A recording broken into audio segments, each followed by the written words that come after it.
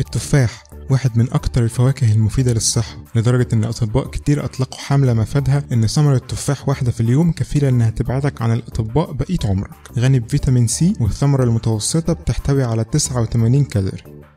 البرتقال ثمرة واحدة بس تمد الجسم بأكتر من احتياجه اليومي من فيتامين سي، مفيد جدا لنزلات البرد ولضبط ضغط الدم وكمان الوقاية من السرطان. الثمرة الواحدة فيها تقريبا 70 كالوري.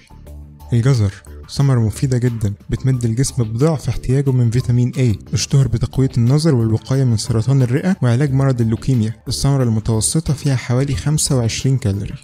المشروم غني بفيتامين B وفيتامين D ومعادن كتير، مفيد جدا لتقوية عضلة القلب وكمان الوقاية من السرطان. كل 100 جرام بيحتوي تقريبا على 38 كالوري.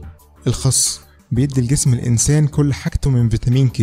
93% من الخس عبارة عن مية، بيقي من أمراض السرطان وبيساعد في عملية الهضم. كل 100 جرام فيهم حوالي 25 كالوري. الكوسة غنية بالمنجنيز وفيتامين سي، والثمرة المتوسطة فيها حوالي 30 كالوري.